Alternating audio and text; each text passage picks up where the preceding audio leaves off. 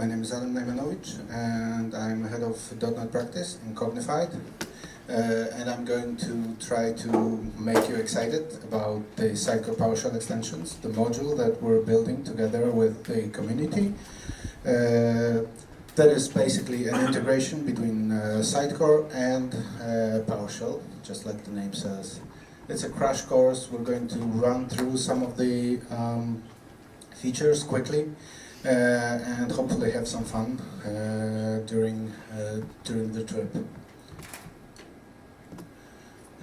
First, yes, this is not our announcement, but that's really a good step in the right direction. So PowerShell became, yesterday became open source, the Microsoft PowerShell, and as such, it is now running on Linux. It is compiled with .NET Core. Sitecore is not yet, but hopefully we will be on the journey with them when they will move to the .NET Core. So that's probably that probably wouldn't be possible during the previous Steve Ballmer regime, but now apparently Microsoft loves Linux.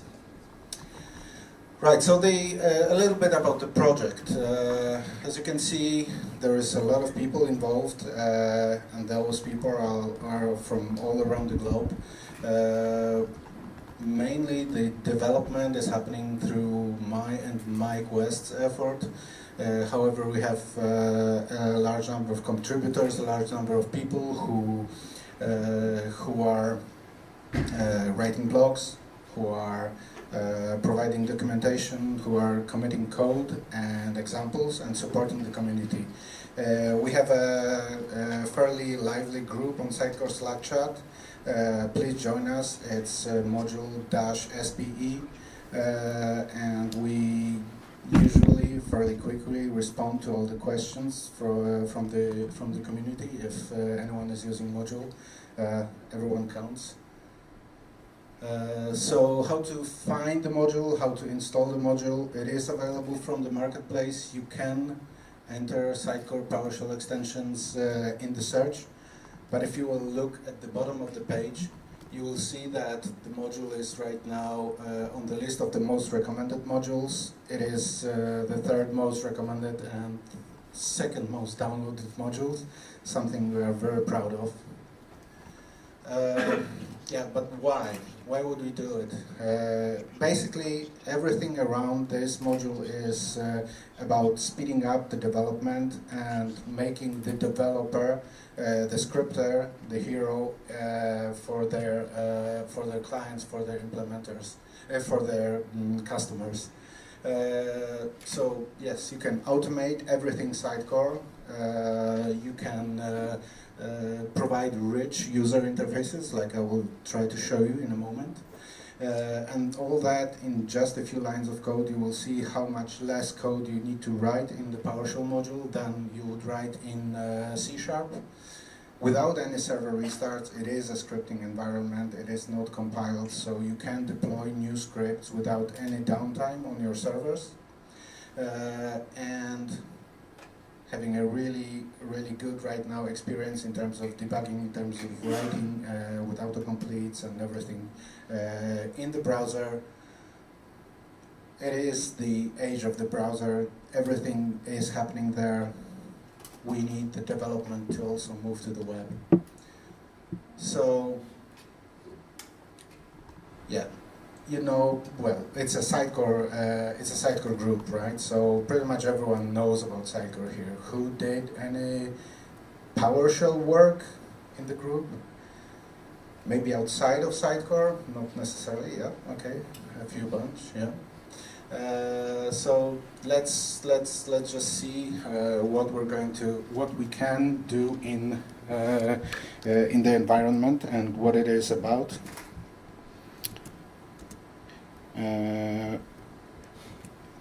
Okay, so PowerShell by itself, can I put this down? Yeah. Okay. PowerShell is a pretty dominant shell solution in Windows, so you can run the solution in Windows itself. So you've got your console in Windows, and that's one of the interfaces in the system.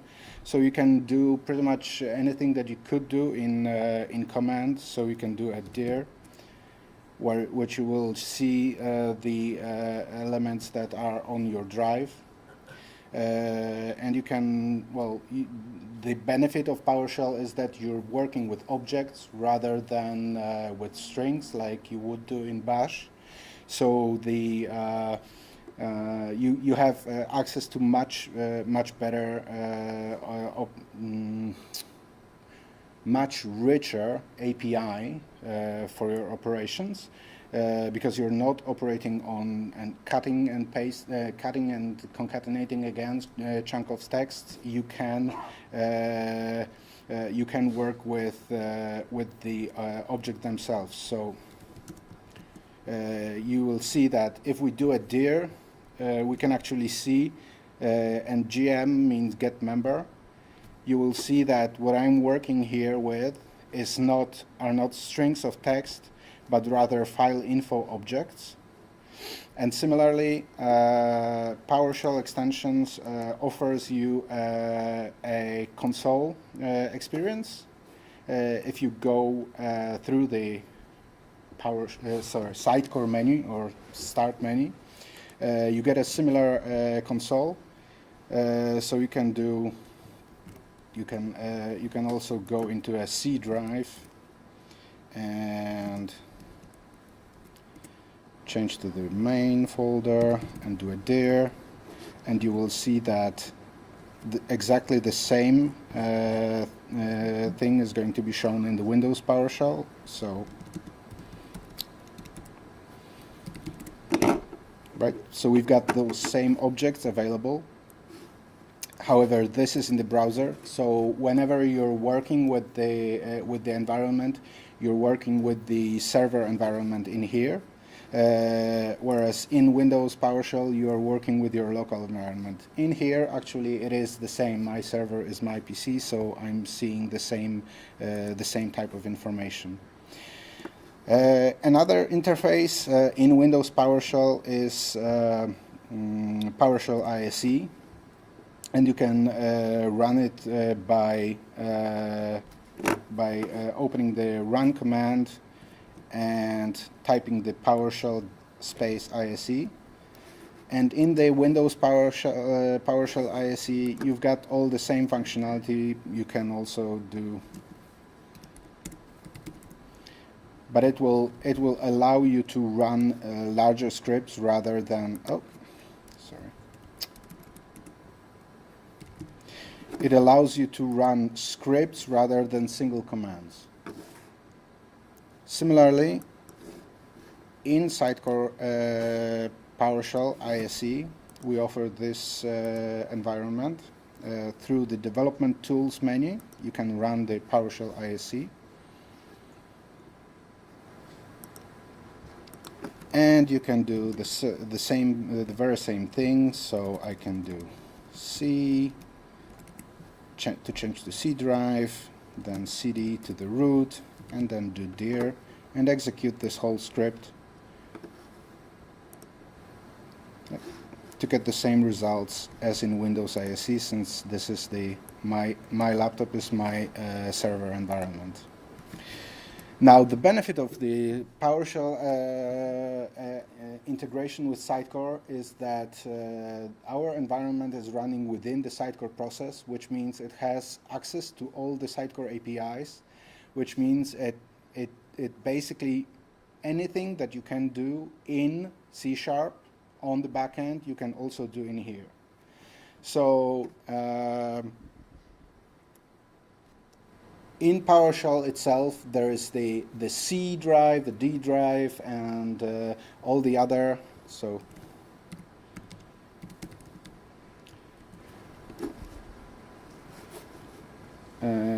all the other drives are an emanation of a file system or other repositories. In the PowerShell extensions, we've actually added and virtualized the Sitecore tree, So you can change your context. You can set your location to a Sitecore tree and basically treat it as a drive, as a tree of objects. So I can do a master column and then the term master, right? So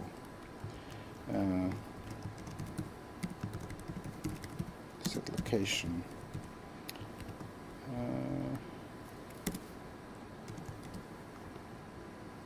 First strike of the demo gods.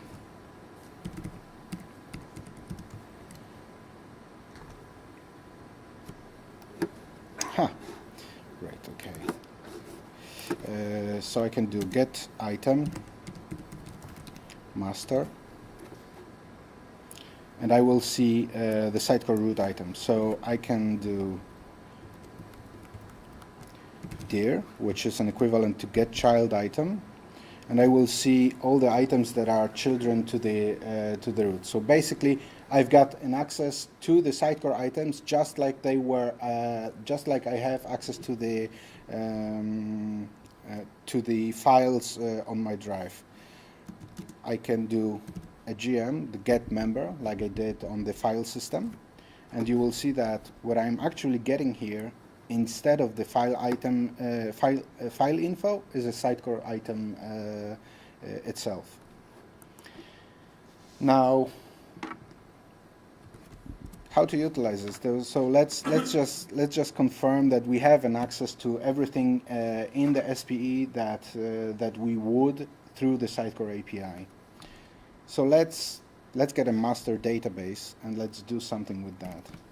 So in PowerShell, if you want to call a class or you want to call a field on a class, you need to put it in square brackets.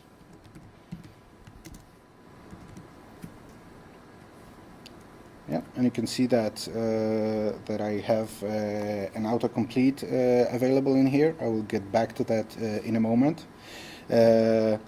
Normally, you would have to provide the full name for the class, full qualified name for the class. So that would be Sitecore data something database.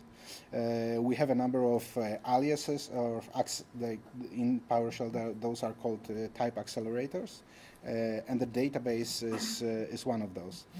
Now, one of the problems that I had for a long time was basically that to build something that would use the APIs, the C# APIs, would be that I would fall back into Visual Studio all the time, just to be able to find the methods on a class and find the classes.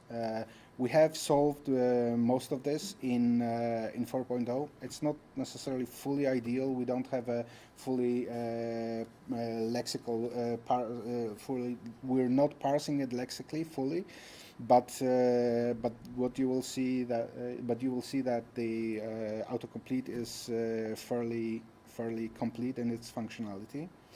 So on the databases, let's get a master database. So it prompted me with the number of methods that I can call, and now, well, what are the parameters for this method? So to call the autocomplete with all those functions, you press Control Space, and if SPE can offer you a suggestion, it will. So in my case, I want to know what are the methods, and it will tell me that the signature for this method allows me to specify a single string, which is the database name. So let's put the master in, and let's execute that. And we indeed got the database information. So let's confirm that it's the database information, the database object. So let's call the get member. And you can see that we got the Sitecore data database. Now, we've got potentially better and easier to remember ways of doing this stuff.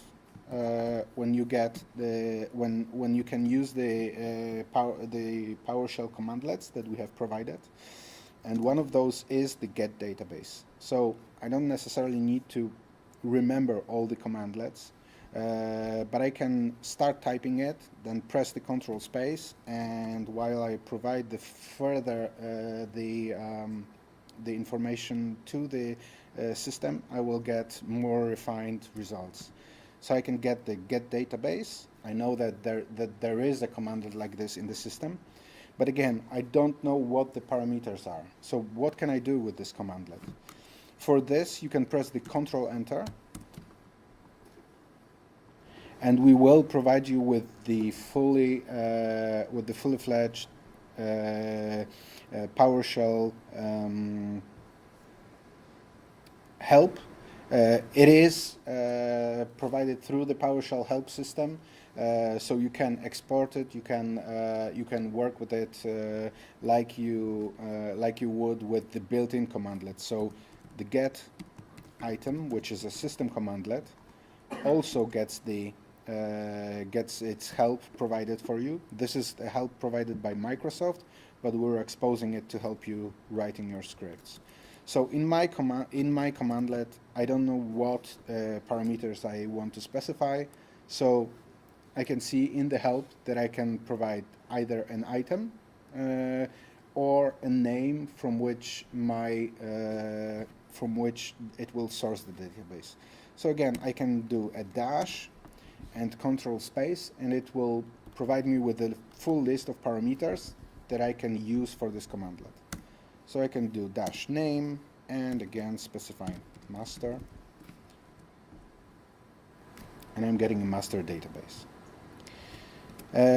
Further down, we often know what the class name is, or kind of know what the class name is, but we don't fully know the full class path. So I need a list of parameters for my database. So let's just get back and let's assign this database to a variable. So to create a variable, you simply do a $and $db and assign a value to it. You don't have to specify a title, but then your variable is not going to be type safe. Your variable is going to be just about anything that you assign to it.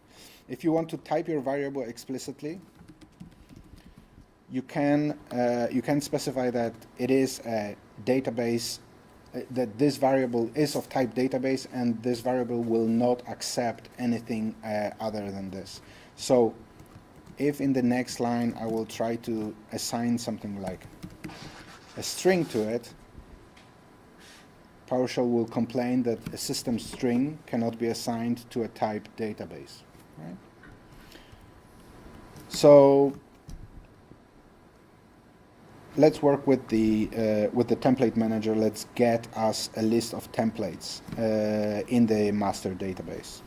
So I've got a template manager class somewhere in the system. When I will again tap the control and space, I will see all the matches for this type whenever the template manager is available, and I want to call a method on it. I need to get templates. Okay, so what is the parameter? The parameter is database. Luckily, I've got the database here, so I can assign it to I can call it in the parameter. Okay, so I've got my whole templates list in my database, but it is in a weird format. So what is it? Again, getMember is my friend, and I can see that I get a generic collection of key value pair, where the first item is ID, the second one is a template. So I just want the template, let's say I just want to enumerate my templates. So I can simply do values, no values, it should be value. Oh, actually it worked. Right, okay, so I've got my templates, and now I can do, let's say, select first three. The first three templates within my database. So you can see that that's pretty much how we would do things in the Sitecore API. Let's go somewhat further. Let's get a single item from the database from the standard API. So I want to specify, but I don't want the item to be just a standard whatever Sitecore gives me from the context. I want it to be a Danish item, and I want the home page from the Sitecore content parent. So I need to get the language first, right? So language manager, and again, PowerShell requires the full qualified data type to work with, and I can get the get language, and I want the Danish language, and let's assign it to language to language variable.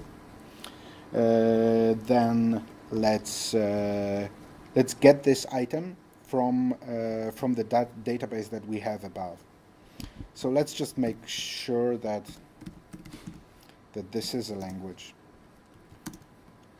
And actually, we've got quite a few languages in our list, but we know that it is somewhere in the Sitecore globalization namespace. So let's provide some hints. Now the list is quite manageable, so I can pick the template from the list. Now, if this language that I'm getting from the API is not going to match the type, it will complain. Yay! Luckily, it didn't. So let's just get this item, this home item, in Danish language. So let's make sure that it's going to be an item. And on the database object, let's call get item. And let's see what the... Oh, okay, so this is the imperfection of our lack of lexical analysis. It's just basically my object needs to be, it cannot be prefixed with something else. We'll probably be working on it, but that's a larger project. So I know my path, that's cool, and I'm calling it on a database that I know about, which I already got, so that's cool. Now, if you will see that pretty much this is the signature that I want to use, right? So I will ask for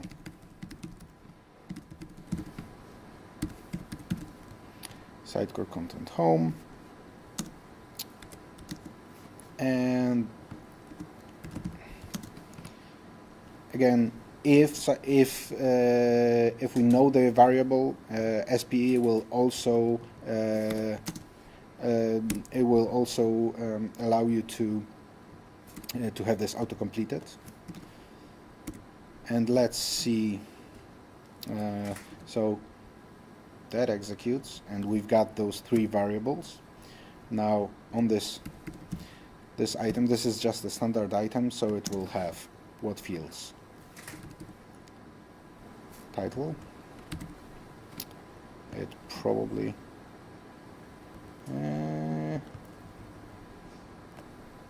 what happened here? Let's see what this item is. Yeah, okay, so I've got my home item in the Danish language, version 1, and let's see. Of course, it is a Sitecore item, so it doesn't have those properties. I kind of went ahead of myself. I need to call a fields. Then I need to specify which field I want to get. And then I can get its value. So the title is not really, doesn't really allow me to tell that it is Danish. It is a text. Well, it's definitely not English. I don't speak Danish, but it looks close enough to me.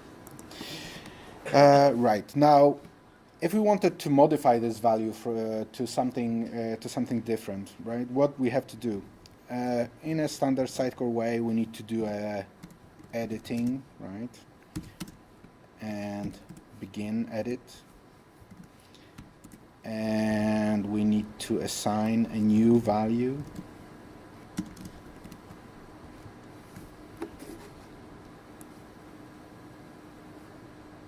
So let's take this one and let's just put changed in here, right? And to close it off, we need to end editing, right? Yeah, let's make it silent. Okay. Okay, so that's now changed. Let's get this item again, and let's see if it if the value has changed. So let's let's comment this one. This is Control and slash to comment a whole section of code, and let's get the text value. Oh, that didn't take. Well, okay. See, I don't. I spent so much time in PowerShell that I might have actually missed something. If anyone sees my error, please call me out. No. Maybe you put the name of the field and edit, and you put the name of the variable. So maybe when you begin Yeah. edit, you should put also. Yeah. Okay. Well, let's short circuit this, and let's just assume that that it should have worked. Now the PowerShell way. So let me just get this item, right? I want to get an item, and the item is in the master database, and its path is in content home. So I get the path completion on the path to the item. If I went somewhere else, like branch text, it will suggest to me. It will even wrap it in quotes if the name contains spaces. But let's just not get ahead of ourselves, and let's just do this on home. And so I need to specify a language, right? So I will just say that I want this item in a Danish language. So everything that we had to do, all those 5, 6 lines of text, that's just a single line of text. Now, to modify this, I will just call, well, let's just call it on a title.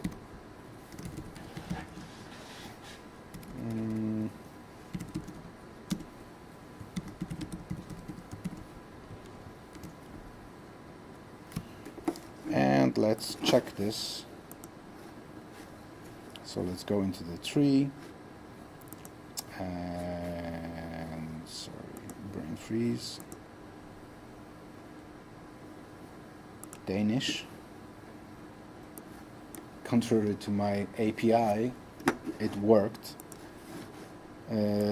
Well, I did something wrong there, but you know, it took a single line of code. It is fairly easy. So what happened here? I got.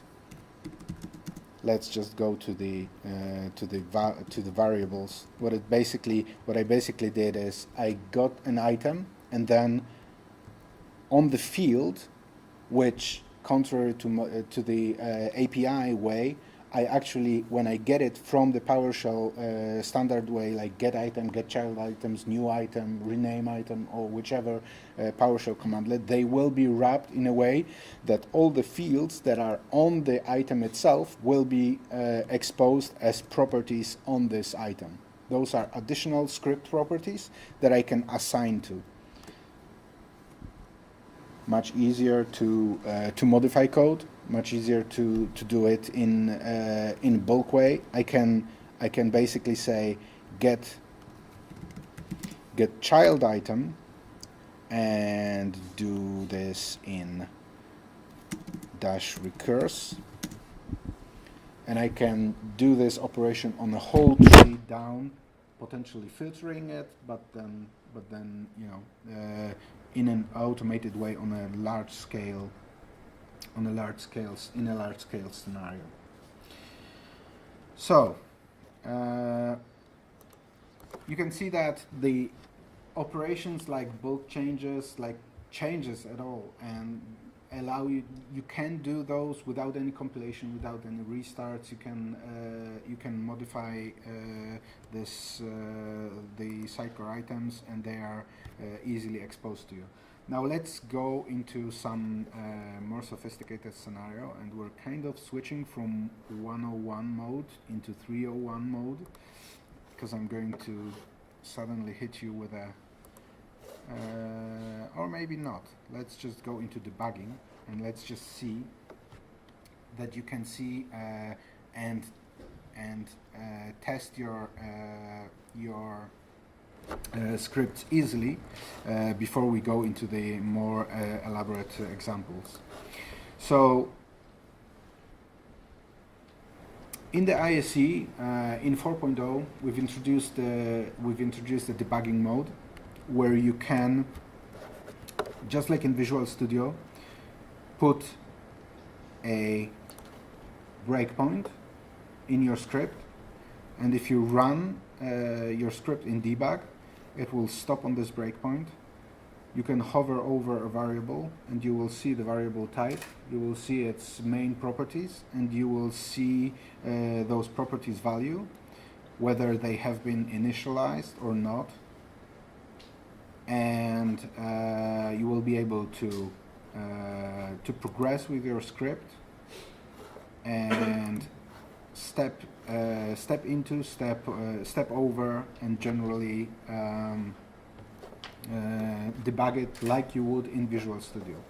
So what do we have here? I mean, we've got a simple script that first sets a run variable, sets it to true, gets a content of a file, then gets a Sitecore item and sets an I to 0, and then defines a function that we will be calling further, and then in a loop basically increases this I variable, then sets the time, sleeps for 200 seconds, and then counts a square root of creates a product, multiplies the number by itself. So that's exactly an opposite thing to square root. Anyway, so let's just see. Let's see how it goes. So I can step over and I can do step by step and see that my variable is changing. Now I've set up a debug point within the function, so now that I continue, it will catch this this breakpoint within a function, and every time I continue, it will come back with it. It will still show me, so you can see that the I is increasing, right? But what you can actually do is you can step into an immediate window and you can influence your script. So what you see here is basically the call stack for the script. It has a weird name because it has to be saved on a drive for PowerShell to be able to debug. So it's just being saved into a temporary file. But I can see my sqrt value. Actually, this value is not yet defined because I've stopped before it's defined, but I can see the $I. It's 1, but I can do something wicked and just say $I equals 9. Let's check if it changed. It did change. So let's just close and continue. So you can see that instead of this script going for 10 times like it should, it's got this, it's increasing this I and checking if it's less than 10, right? So I had 1, 4, 9, and let's continue. Oh, it actually, oh right, okay, so I was in the wrong context. I was actually working on a copy of the I, but I can, let me just go in here, and not execute, debug, and let's set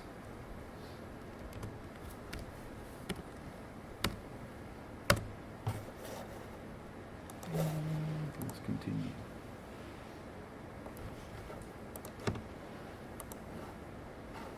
And it stopped. So I've impacted the value of this $I variable, and so I can both change the flow of the program by changing the variable values, and I can debug. I can see at every point where the variable, what the value of the variable is. Because we're keeping the PowerShell session actually in ISE, when we finish the operation of the script, you can still see the value. Well, you cannot see the one in the function because it was local, but I can see the value of run, the value of file, item, and I, still after the program has finished. So it's much easier to debug if something goes wrong with your script. Now, let's go to this more advanced script, and you can see that your functionality can become pretty complex. What I'm actually doing in here is I am a huge Game of Thrones fan, so is my boss, and we bicker about it a lot, and we have our misunderstandings. Someone hasn't seen something, he usually knows it better because he read all the books. I didn't bother, but it's just basically, it's nice to be right.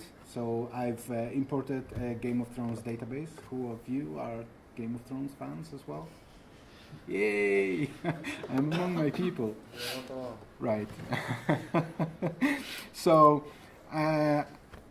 sadly, this site is no longer alive. There was a really nice site under this address, but the resources are still on GitHub, and I got them, and it was still alive when I was in the presenting something similar on SecCon. But I've got the database with the state, which is probably 2 to 3 months old, so probably no spoilers. If you haven't seen this season, just walk out. I'm not going to be responsible for spoiling your fun. Okay, so I've got the database of the castles, of the houses, people, and regions. So it's basically kind of the main knowledge, database knowledge in. So the regions are, the regions in the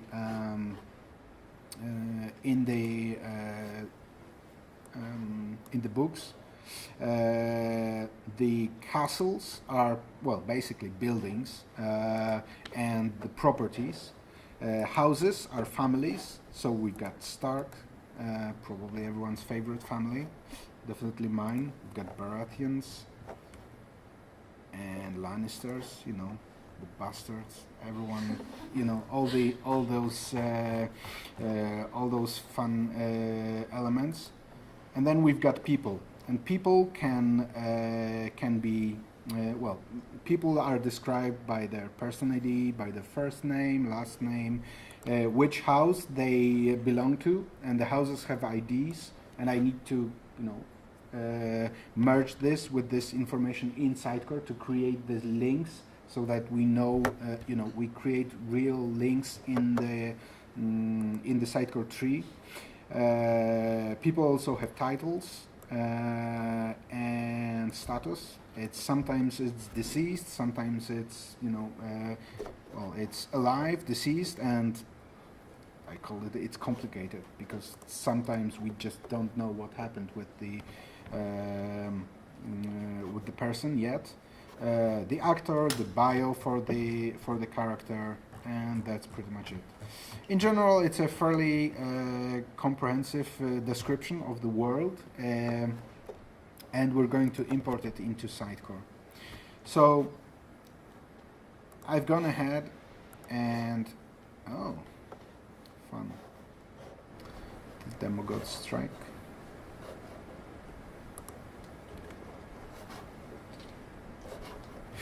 Okay, so let's load this page. Okay, I know what happened. No internet. Careful to reach.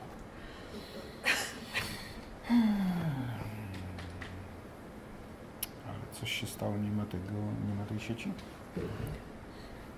Do you have the network? Yeah, we have some technical problems, right? So I don't know why Wi-Fi is not available right now. Adam, if you want, I can share it from my smartphone. Yeah, well, Adam, it's Wi-Fi is back, I think. Is it? Yeah, well, it's available from my smartphone, so probably it should be also available from your laptop. Okay. Try to refresh. How do I do that? A button on your laptop probably. There we go. Yeah, okay.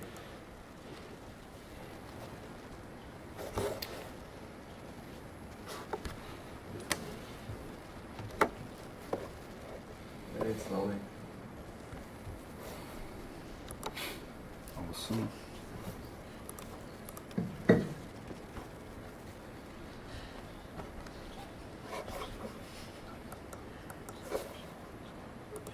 So let's open the create GOT site again. These scripts are stored as files on the disk or Sitecore items? So what I got from this database were just JSON files that I've shown you in the... No, I'm talking about the scripts. For example, this you just loaded. Oh, yeah, yes. Yes, I will show that. What is going on?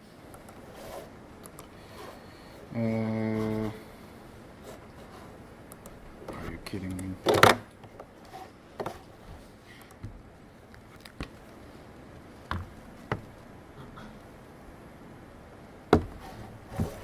Okay, we're back. For a moment, at least. Right, so to your question, the scripts that I'm showing right now are in the system modules, PowerShell script library, and then we've got a number of modules that you can enable or disable. I will talk to that in a moment as well. So let's just load this. Create GOT site. And you can see in this script, I'm using PowerShell to its full extent. It's basically a lot of stuff that we didn't have to write that are available to us because PowerShell is awesome. So what I'm doing here is basically I'm doing a convert to JSON from JSON, on an object that I got from get content from this file. So basically, all I need to do to get a list of objects that I can actually do actions on is this single line. So I'm parsing all the 4 files in those four lines. What is happening then? I'm just cleaning up just to throw away everything that I had before, because I always want the latest content. Then I'm creating the roots for each of the types. So I'm creating a root item for the people, castles, houses, and regions. And I can specify, right? So it's a new item under content home in the master database. The name for the item is people, and the item type, item template is sample item. Those are just folders that I would put my objects in, so it doesn't really matter what they are. And then in the next line, since this is the wrapped PowerShell icon, all I need to do to assign an icon, a wrapped PowerShell item, all I need to do to assign an icon to it is just call assign it to a property. Now, I've got those objects which I got from those files. So for each of those objects in the house, I'm just taking its name and picking the template. I've took the liberty to create those templates before. Didn't want to create it right now. So user defined. No, actually, where do I store it? Sample. So it's in sample. GOT castle, which is basically has all the matching fields for those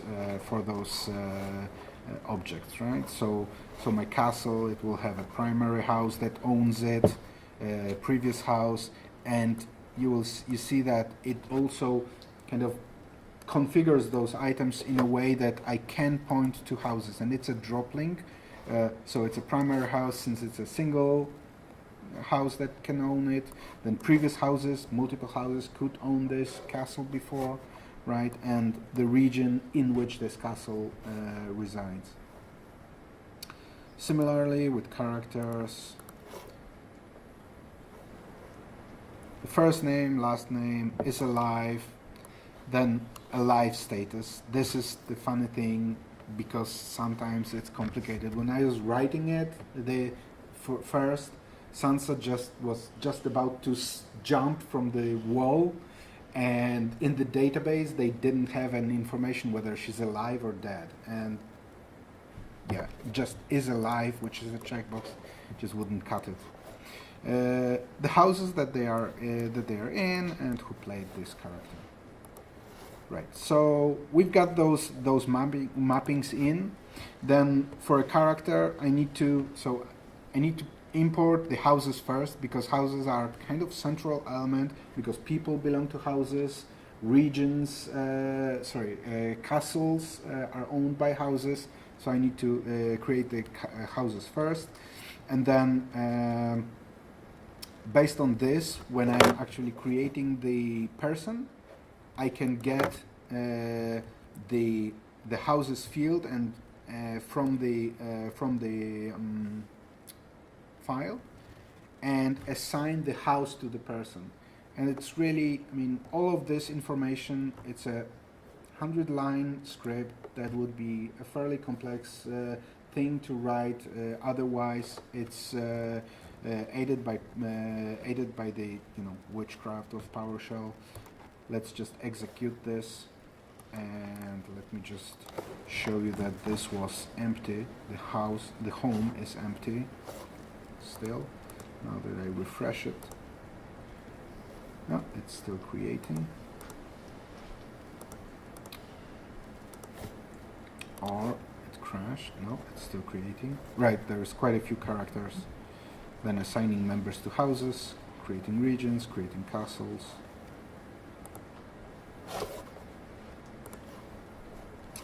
There you go. So I can go to a person now, let's go to Sansa and presentation. So publish experience editor.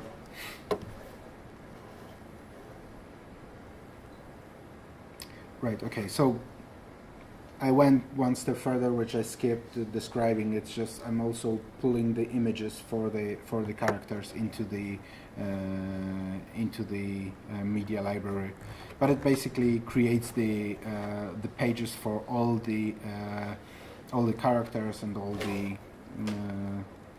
the regions or the castles in the game. It was quite funny during the which was it? Tormund, which is quite similar.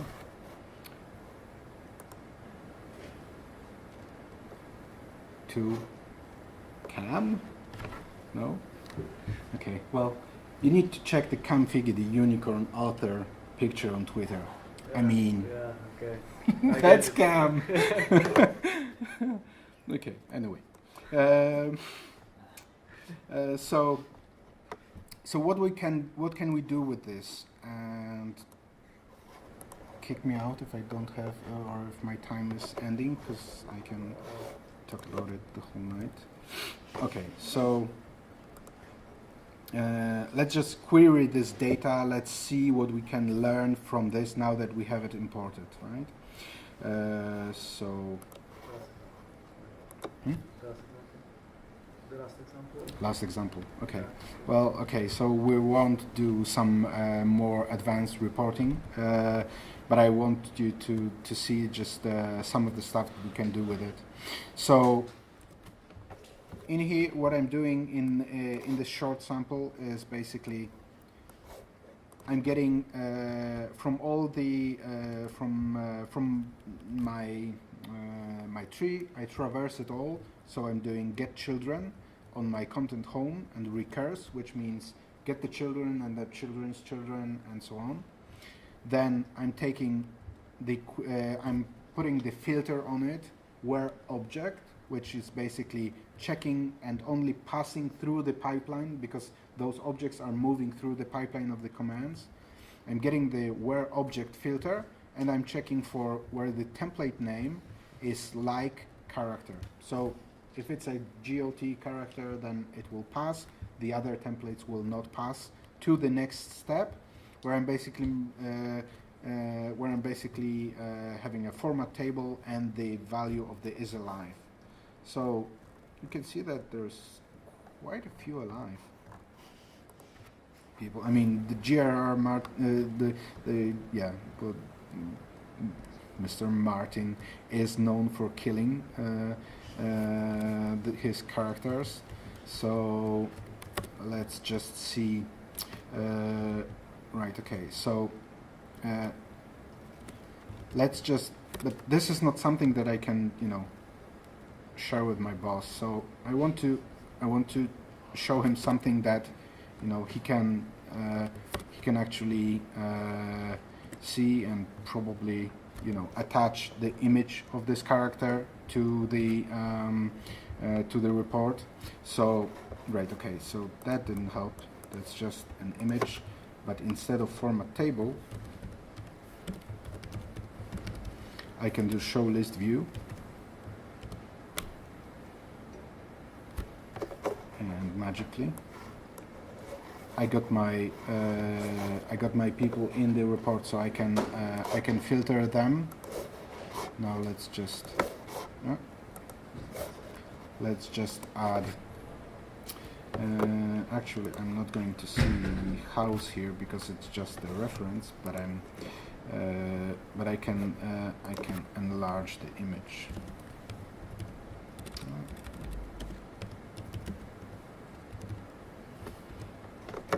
To see a bigger view, right? Okay, well, there is at least one Targaryen who is sympathetic. Anyway, so what other? There's one thing that after showing a list view, it sometimes freezes the editor, but that's still work in progress. Anyway, so we've got the Jon Snow, the supposedly traitor on the wall. And what we want to do here, what am I doing here actually? I want to know which houses the guy is from. So what houses does he belong to? So you can see that I'm getting an item for Jon Snow. So under my site, I've got people and then Jon Snow. And then I'm taking the houses and I split this by pipe, which is I'm getting a list of GUIDs. And I'm sending it to the for each object, execute an operation. And on this split IDs, just get an item. So I can take a field and spread it across multiple operations. Now, similarly in here, we've got for the houses Stark, I want to see the members. So I've got the members, which are basically IDs, right? That's not very useful. But I want to change them into items. So I'm getting an item from the master database on the IDs Stark master, the item master. So I'm getting this long ID. And now if we remove this, we will get all the Starks. But what I'm doing here further is, again, filtering this, and I only want the living Starks, right? So instead of those, we can see that House Stark has been hit pretty hard. And let's see, that's close to the last sample for querying. And we'll stop there because we've actually done quite a few kind of less advanced things. Okay, so what am I doing here? I'm getting those. Actually, I got this Stark item. Luckily, before I deleted it, I still got it in my session, and I want to show for every Stark member, I want to show their first name, last name, the alive status, and actually I want to format it nicely. So I want my alive people green and my dead people red. And I want to show their portrait. And let's enlarge it immediately.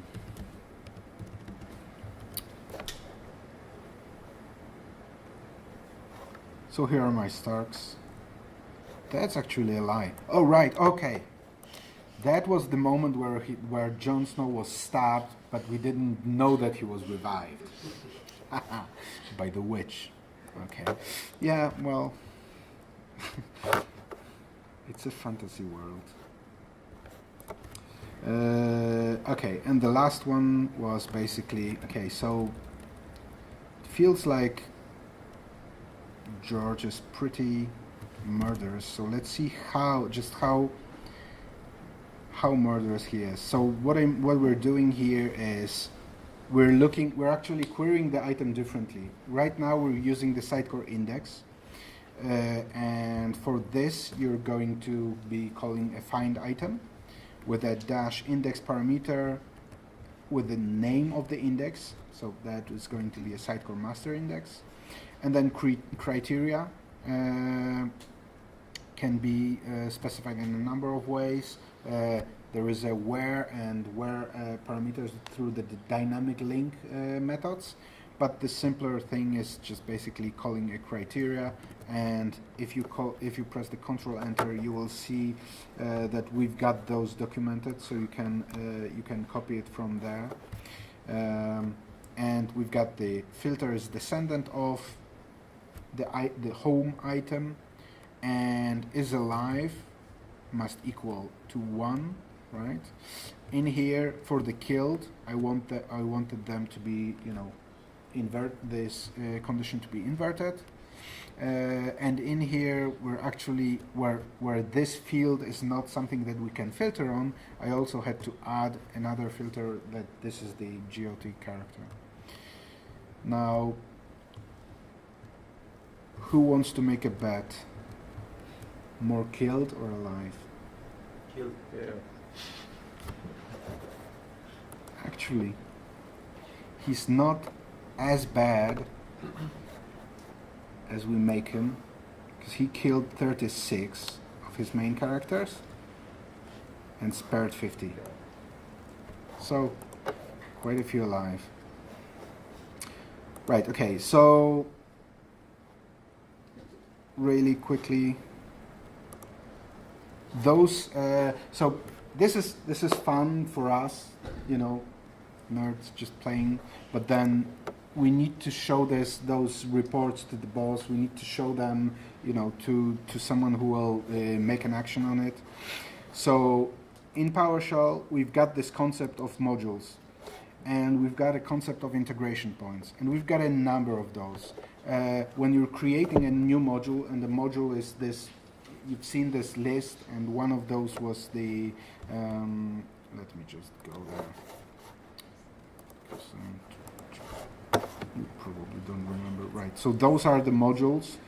Those modules group functionalities that you can enable and disable all at once.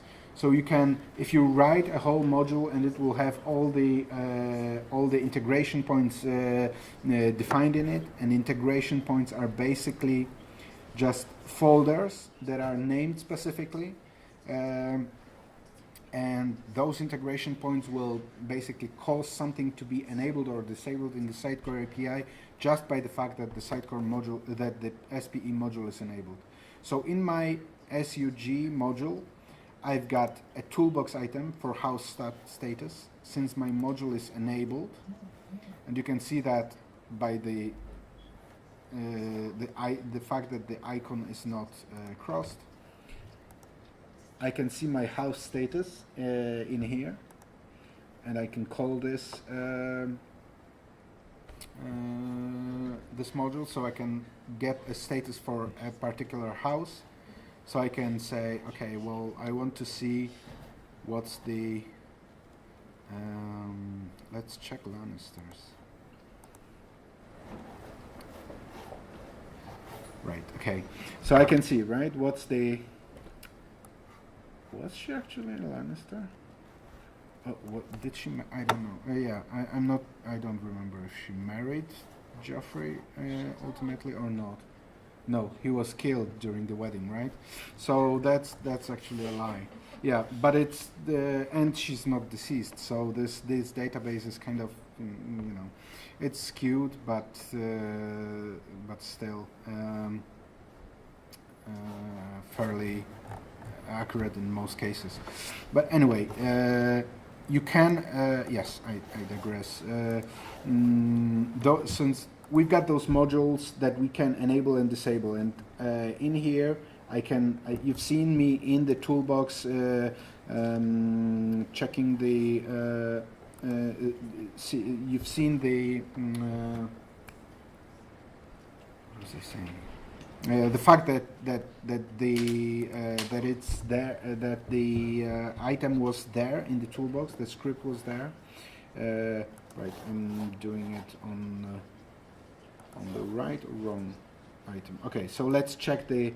You can see that I've got the script and the liveliness status for that I can call on a particular house. Right, so house Greyjoy was actually not hit very hard. Yeah, well, that guy's dead. But anyway, when I will actually go into this I will go into this module, and I will, let's say, not show the raw values, and I will disable it and save that.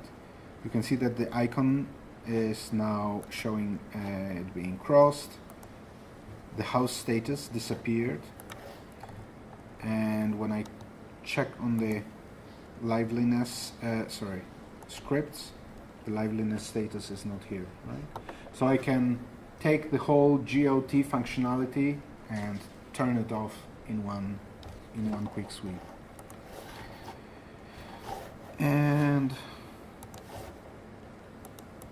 There's a few more examples.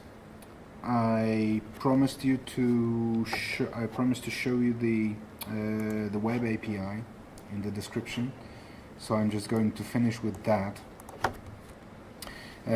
What I'm doing here is just basically in one of those integration points, which is when you open a script in ISE, it will show you the SUG, which is the name of the module that you're in.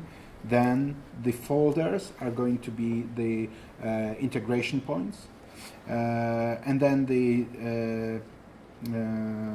name of the script, right? So my house status in web API is. Do I have the module enabled now? Because I'm going to, yeah, let's just enable it again.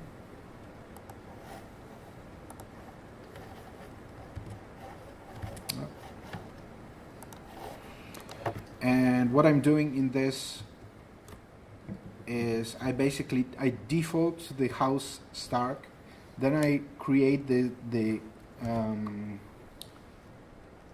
what I want to get basically is a quick report on the house when I give someone a URL. I don't want them to even go to Sitecore. I want them to get something that I can produce in either JSON and HTML. In this case, I just want to produce an HTML that I can give to my boss to prove that I'm right. So I'm just basically creating a basic HTML wrapper around my call return. Then I'm just saying that, okay, the request is going to be text HTML. And I'm going to decide which house I want the report on based on the house name. So I'm going to get different house based on what I provided through the parameters. So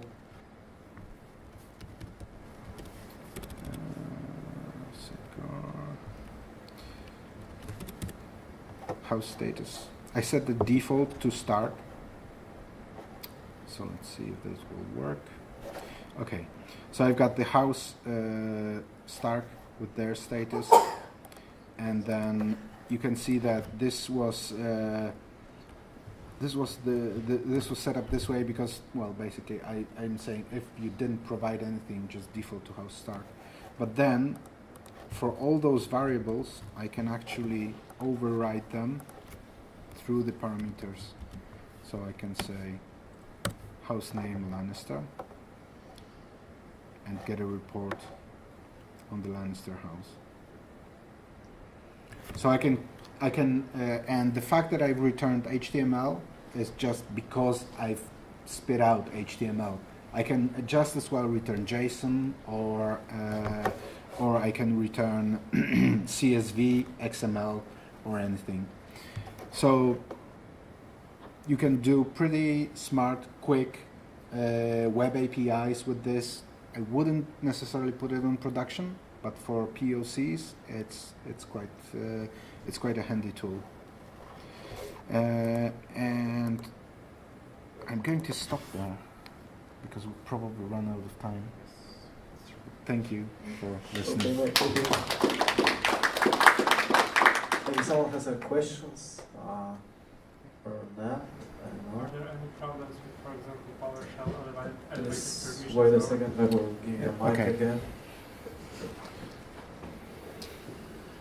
Are there problems regarding the environment, for example, PowerShell elevated permissions and other stuff Yeah. with running scripts? For Right, example, our applications deployed to other Azure cloud services, so it's recreated each time in deployment, and it's not very sophisticated environment. Right. So from the external point of view, your application runs with the rights that your application pool runs with. It cannot elevate itself outside of that, right? So it will if you have secured your application, PowerShell won't break out of it.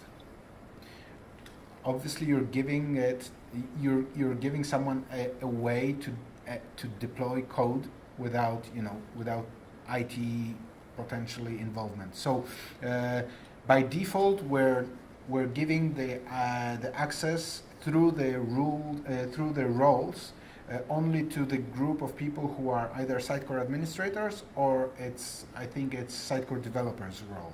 If you're not in this group, you will not have access to it. To the two interfaces. There are other interfaces that you also can enable or disable, and those are defined in the PowerShell config. And you can disable each and every interface, be it web service or other integration point, through the config. Now, if you're talking about the security of your Sitecore application, then it is running with Sitecore, and it allows you to execute any Sitecore APIs. So security disabler, and the whole Sitecore is yours. Okay, thanks. Yeah. So it is a sharp tool, but you can but basically, yeah, it is up to you to protect this. And one thing that I'm always stressing, while it is very useful on content management servers, you really should think twice before installing it on content delivery. So anything that is public facing, right? But reports are generated based on the content delivery. Which reports? For example, you presented. No. So everything works in the master database, right? So Okay. it can work in the master For database. example, you've got some comments. Comments will be presented in the content delivery, but content management. And you want to run for example, some reports based on the comments. How many comments are in each blog post? Oh yeah. Well, okay. So from your content management, you would run those on the content management server, right? It will still have access to the web database, right?